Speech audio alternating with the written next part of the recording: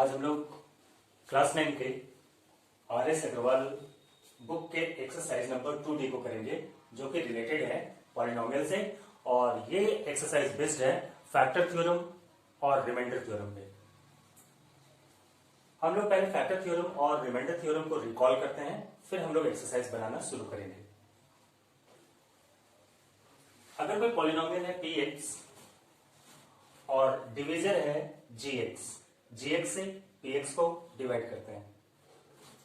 gx का value दिया हुआ है x माइनस ए, तो सबसे पहले हम लोग gx में x का वैल्यू निकालते हैं।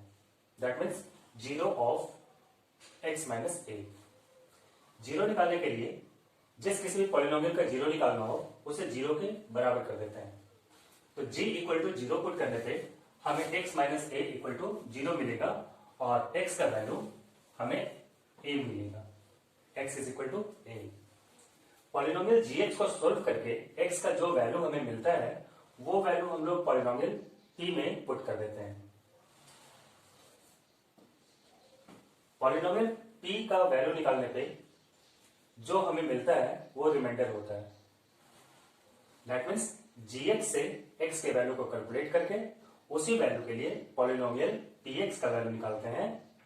कैलकुलेट करके जो भी हमारा कैलकुलेटेड रिजल्ट होता है वही रिमाइंडर होता है। रिमाइंडर मीन्स अगर gx एक पॉलिनोमियल है उससे दूसरे पॉलिनोमियल px को डिवाइड करते हैं, तो डिवाइड करने पे अगर हम लोग लॉन्ग डिवीजन मेथड का भी यूज करते हैं तो हमें कुछ न कुछ रिमाइंडर मिलता है। ये रिमाइंडर है, चाहे हम लॉन्ग डिवीजन मेथड से कैलकुलेट करें या फिर रिमाइंडर थ्योरम से कैलकुलेट करें, दोनों रिजल्ट सेम आता है। तो ये थ्योरम कि px को अगर gx से डिवाइड करते हैं तो उसका रिमाइंडर उतना ही आएगा जितना पॉलिनोमियल में gx से x का वैल्यू पुट करने पे आता है। ये हमारा था रिमाइंडर थ्योरम। इसी रिमाइंडर थ्योरम को थोड़ा सा मॉडिफाई करते हैं। ये इसको डिवाइड करने वाला है, gx क्या है, डिवीजर है। अब पूरी तरह से डिवाइड करता है कि नहीं? एग्जैक्टली डिवाइड करने का मतलब है रिमाइंडर का जीरो हो जाना। तो रिमाइंडर थ्योरम को थोड़ा सा मॉडिफाई करके और फैक्टर थ्योरम बना। उसमें कहते हैं gx px का फैक्टर होगा अगर gx से x का कैलकुलेटेड वैल्यू px में पुट करने पे ये रिमाइंडर इक्वल टू जीरो हो जाए। दैट मीन्स अगर एक पॉलिनोमियल है px, उसे डिवाइड करते हैं gx से, gx का वैल्यू है x माइनस ए, तो यहां x माइनस ए से हम लोग निकालेंगे x का वैल्यू और x के इस वैल्यू को जब पॉलिनोमियल px में पुट करेंगे और कैलकुलेटेड रिजल्ट अगर जीरो के बराबर हो जाए, दैट मीन्स रिमाइंडर अगर जीरो के बराबर हो जाए, तो हम कहेंगे gx px का फैक्टर है। pa is nothing but remainder when we divide px by gx। तो डिवाइड करने पे अगर रिमाइंडर जीरो हो जाता है, दैट मीन्स पूरी तरह से कट रहा है और इसका मतलब है कि ये gx px का फैक्टर है।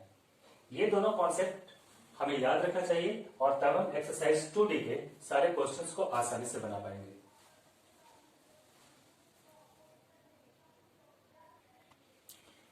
For the ease of study and for the ease of understanding, I have divided this exercise into groups.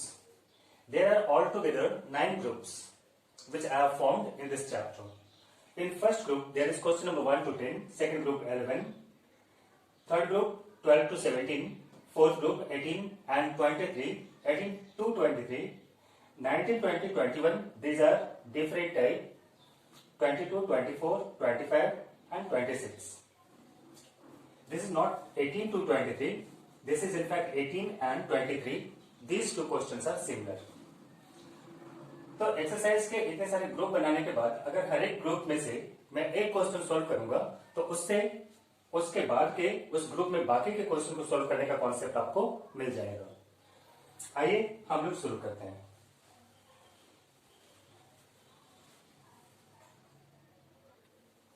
हमारे टाइप 1 का फर्स्ट क्वेश्चन है, using factor theorem show that gx is a factor of px। ये question number 1 to 10 एक ही type का question है। हमें factor theorem का use करना है, साबित करना है कि px का फैक्टर है gx। इन सभी क्वेश्चन को सोल्व करने के लिए हम लोग एक सिस्टमेटिक तरीका यूज करेंगे। सबसे पहले हम लोग जीएक्स में एक्स का वैल्यू निकालेंगे। जीएक्स में एक्स का वैल्यू निकालने के लिए हम लोग जीएक्स इक्वल टू 0 कर देते हैं। जीएक्स का वैल्यू 0 हो गया, that means x minus 2 is equal to 0। x minus 2 equal to 0 implies x is equal to 2। यहां x का जो वैल्यू हमें मिलता है वो हम p x में पुट कर देंगे, इसलिए हम कैलकुलेट करेंगे P2, क्योंकि हमें x का वैल्यू क्या मिला था, 2 मिला था।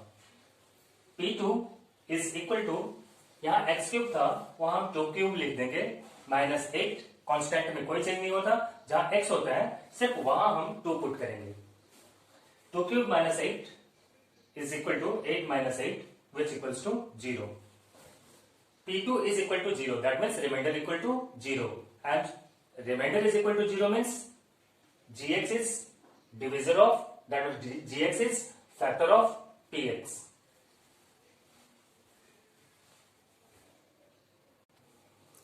लास्ट में ये दो लाइन का क्लैरिफिकेशन लिखना बिल्कुल मत भूलिएगा। Since remainder is equal to 0, this means gx is factor of px.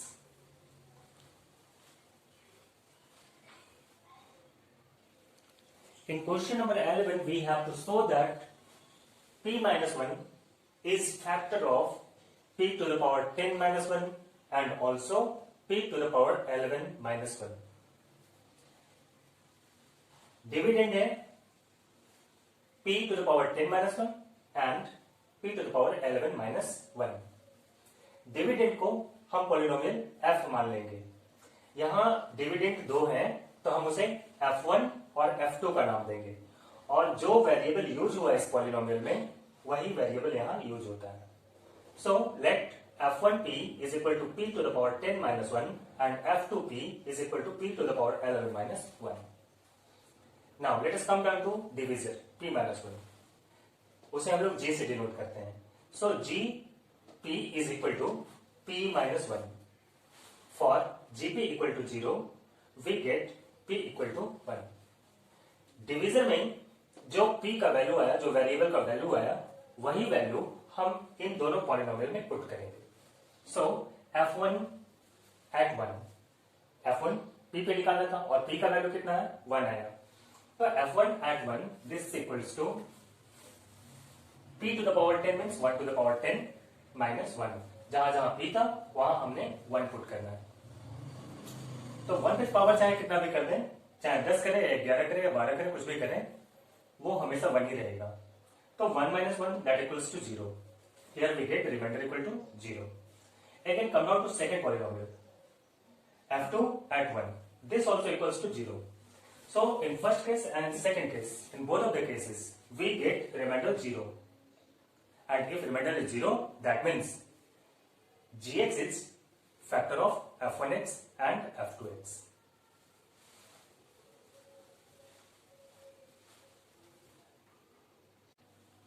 In question number 12, we have to find the value of k for which x minus 1 is a factor of 2x cube plus 9x square plus x plus k. Steps are as simple as before. सबसे पहले हम लोग इसे px मान लेंगे। So we have a polynomial px which equals to 2x cube plus 9x square plus x plus k. x minus 1 is a factor, so x minus 1 is divisor. Divisor को हम लोग gx से denote करेंगे which equals to x minus 1. gx में x का value calculate करेंगे। Value calculate करने के लिए gx को 0 के बराबर कर देना है। For gx equal to 0, we get x minus 1 equals to 0. This gets x is equal to 1. gx px का फैक्टर होगा अगर रिमाइंडर 0 हो जाए।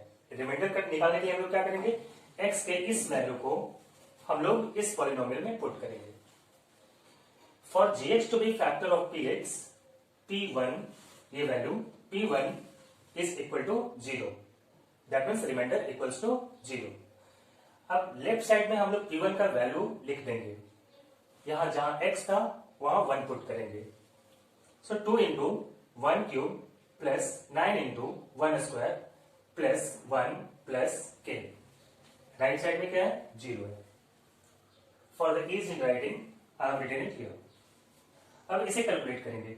2 into 1 cube that means 1, that means 2. 9 into 1 square that means 9 plus 1 plus k, this equals to 0. This implies 12 plus k equals to 0. Let us transpose this 12 to right hand side. K equals to minus 12. हमें क्या निकालना था? K का value निकालना था। K के कौन से वैल्यू के लिए? ये पूरी तरह से x minus 1 से डिवाइड हो जाएगा।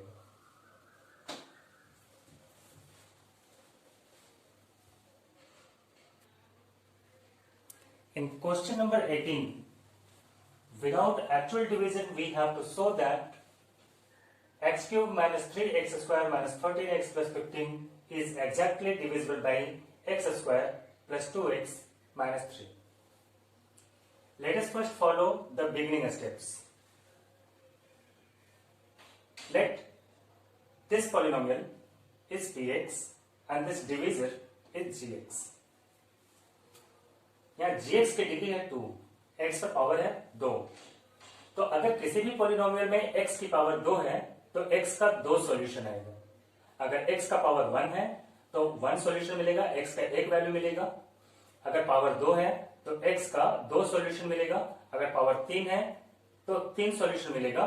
दैट मीन्स जितना पावर होगा उतना ही सॉल्यूशन मिलेगा। For gx equal to 0, gx equal to 0 means x square plus 2x minus 3 equals to 0। x square plus 2x minus 3 को हम लोग फैक्टराइज करते हैं। फैक्टराइज करने में हमें 2 फैक्टर मिले, x minus 1 and x plus 3। This means x minus 1 multiplied x plus 3, this equals to 0। अब दो नंबर हैं, दोनों को मल्टीप्लाई करके 0 होता है, उसका क्या कंडीशन हो सकता है? अगर ये पहला नंबर 0 होगा तो भी कैलकुलेटेड वैल्यू 0 होगा। अगर सिर्फ दूसरा नंबर x प्लस 3 0 होगा तो भी कैलकुलेटेड वैल्यू 0 होगा, या फिर दोनों का वैल्यू 0 होगा तो भी कैलकुलेटेड वैल्यू 0 होगा। हम लोग x माइनस 1 इक्वल टू 0 कर लेते हैं और x प्लस 3 इक्वल्स टू 0 कर लेते हैं। दोनों को 0 के बराबर बना लेते हैं। x माइनस 1 से हमने कैलकुलेट किया तो x का वैल्यू आया 1 और x प्लस 3 से कैलकुलेट किया तो x का वैल्यू आया माइनस 3। ये पॉलिनोमियल, ये divisor x square plus 2x minus 3 इसको एग्जैक्टली डिवाइड करेगा अगर P1 का वैल्यू, दैट मीन्स पॉलिनोमियल में x बराबर 1 रखने पे और पॉलिनोमियल में x बराबर माइनस 3 रखने पे दोनों ही केस में पॉलिनोमियल का वैल्यू 0 हो जाना चाहिए। दैट मीन्स रिमाइंडर 0 हो जाना चाहिए। So on dividing px by x plus 1, on dividing px by x plus 1 का मतलब है, sorry not x plus 1, x minus 1। जब हम x माइनस 1 दैट मीन्स इस फैक्टर के लिए चेक करेंगे, x माइनस 1 इसका फैक्टर है ऐसा चेक करेंगे, तो यहां हमें मिलता है x का वैल्यू 1, तो हम लोग P1 रिमाइंडर कैलकुलेट करेंगे। रिमाइंडर कैलकुलेट करने पे आया 0। पॉलिनोमियल में x इक्वल टू 1 रखने पे वैल्यू आया 0, रिमाइंडर आया 0। रिमाइंडर आया 0, इसका सीधा सा मतलब है कि x माइनस 1 फैक्टर होगा px का। That means x minus 1 px को पूरी तरह से डिवाइड करेगा, एग्जैक्टली डिवाइड करेगा without leaving no remainder. Same उसी तरह से x प्लस 3 के लिए चेक करते हैं। x प्लस 3 को 0 के बराबर करने पे x का वैल्यू आया माइनस 3। अब p माइनस 3 कैलकुलेट करते हैं। दैट मीन्स पॉलिनोमियल px में x का वैल्यू माइनस 3 रख के चेक करते हैं और इस केस में भी हमें रिमाइंडर मिलता है 0। रिमाइंडर 0 होने का मतलब है x प्लस 3, दैट मीन्स ये सेकंड फैक्टर, ये भी एक फैक्टर है पॉलिनोमियल px का। Now see x minus 1 is also factor of px, x plus 3 is also factor of px. That means product of first factor and second factor is also factor of polynomial px. तो x minus 1 भी factor है, x plus 3 भी factor है, इसका मतलब है x minus 1 और x plus 3 दोनों का प्रोडक्ट भी फैक्टर होगा पॉलिनोमियल px का। इन दोनों को मल्टीप्लाई करने पे हमारा क्या वैल्यू आया था? x square plus 2x minus 3, उसी को फैक्टराइज किया था हमने। दैट मीन्स इन दोनों को मल्टीप्लाई करने पे हमारा ये वैल्यू मिलेगा। जब ये भी फैक्टर है, ये भी फैक्टर है, दैट मीन्स दोनों को मल्टीप्लाई करके जो आएगा x square plus 2x minus 3 वो भी पॉलिनोमियल px का फैक्टर होगा। इसे अच्छे से नोट करेंगे, चाहे तो वीडियो को दोबारा रिवाइंड करके देखेंगे और इस कॉन्सेप्ट को अच्छे से समझेंगे।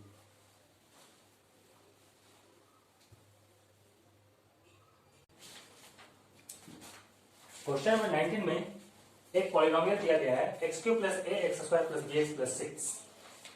उसे पहले डिवाइड करते हैं x - 2 से, और x-2 के बारे में दिया हुआ है कि ये x-2 उस पॉलिनोमियल का फैक्टर है।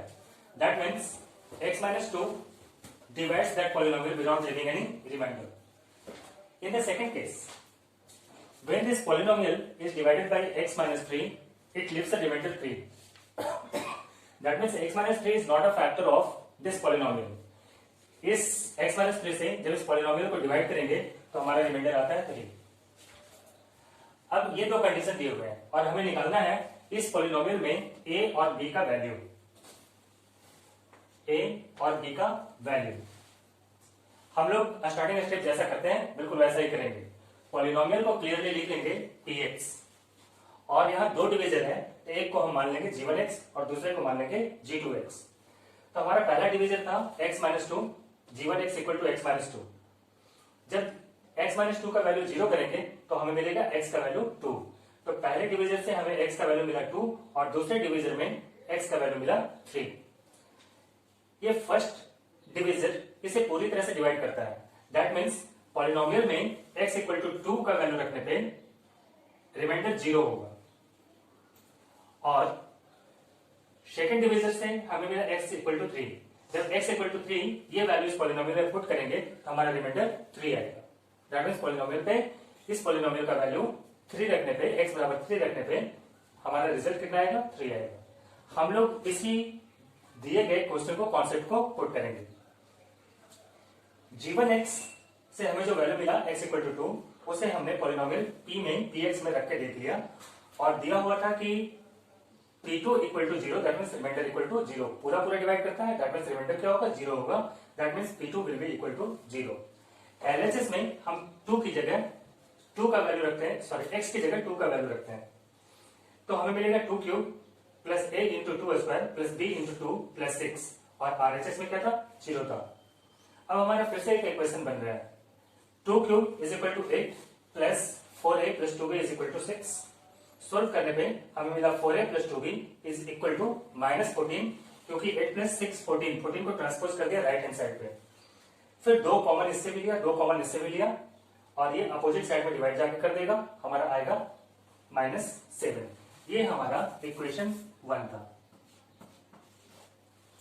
जब हमने फर्स्ट कंडीशन पुट किया कि g1x से, दैट मींस x-2 से जब इस पॉलिनोमियल को डिवाइड करेंगे तो रिमाइंडर 0 आता है, रिमाइंडर 0 के बराबर कर दिया। अब सेकंड कंडीशन को चेक करते हैं। जब इस पॉलिनोमियल को x-3 से डिवाइड करते हैं तो हमारा रिमाइंडर आता है 3। That means p3 = 3। 3³ + a × 3² + b × 3 + 6, this equals to 0. That means 27 + 9a + 3b + 6 equals to 0. 9a + 3b equals to -13 and 3a + b equal to -10. ये यहाँ पे समझने के लिए मैंने रफ कर दिया है। यहाँ 27 और 6 को जब ऐड करेंगे तो आएगा 33 + 9a + 3b that equals to 3। अगले स्टेप में 33 को ट्रांसपोज करेंगे RHS में, राइट हैंड साइड में, तो 9a + 3b equals to 3 - 33। This means 9a + 3b equals to -13 and 3 common, 3 is taken as common, so यहाँ बचता है 3a + b equals to -13। This means 3a + b equals to -10। अब हमारे पास दो equation है। पहला इक्वेशन है 2a + b = -7, और दूसरा इक्वेशन है 3a + b = -10। इन दोनों इक्वेशन को सोल्व करेंगे। Solving equation 1 and 2। ऊपर लिख लिया हमने इक्वेशन नंबर 1 और उसके नीचे लिख दिया इक्वेशन नंबर 2, और इक्वेशन नंबर 1 में से इक्वेशन नंबर 2 को सब्ट्रैक्ट कर दिया, यहाँ पे सब्ट्रैक्ट लिख दिया। सब्ट्रैक्ट करने पे नीचे वाले का साइन चेंज हो जाता है। तो 2a - 3a this equals to -8, and -7 + 10 this equals to 3, so we get -a = 3, -6 transpose to right side, we get a = -3। Now a का जो वैल्यू हमें मिला है वो इक्वेशन 1 में हम लोग पुट कर देंगे। पुट a = -3, a का जो वैल्यू हमें मिला उसे हम इस इक्वेशन में पुट करेंगे, 1 या 2 किसी में भी पुट कर सकते हैं। तो उस इक्वेशन में है 2a + b = -7, a की जगह पे -3 रख देना। Putting the value means a का जो कैलकुलेटेड वैल्यू यहाँ आया था उसे a की जगह पे यहाँ पुट करेंगे, रखेंगे। 2 × -3 + 6 + b = -7, so -6 + b that equals to -7। b का वैल्यू निकालते हैं, हमें मिलता है -1। हमें a और b दोनों का वैल्यू मिल गया। यहां हमें मिले a का वैल्यू -3 और यहां हमें मिला b का वैल्यू -1।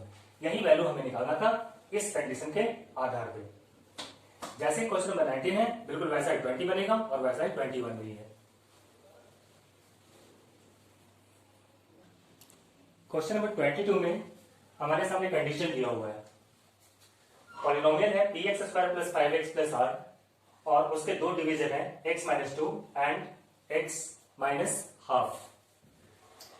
ये दोनों इस पॉलिनोमियल px के या fx के फैक्टर्स हैं and we have to prove that p = r।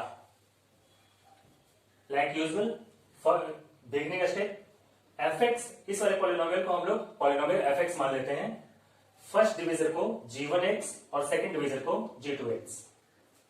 g1x we have x - 2, इसे 0 के बराबर करेंगे then we will get x = 2 और सेकंड वाले डिवीजर से हमें मिला x = 1/2। It is given that x - 2 is factor of polynomial fx।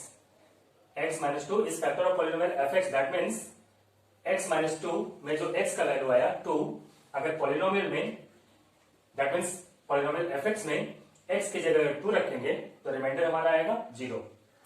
ये इसका फैक्टर है का मतलब रिमाइंडर 0 हो जाता है। तो f2 का वैल्यू 0 के बराबर है।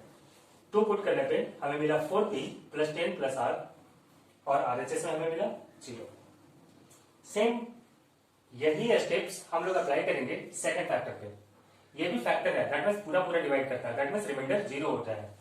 तो सेकंड डिवीजर से x - 1/2 से हमें मिला x = 1/2।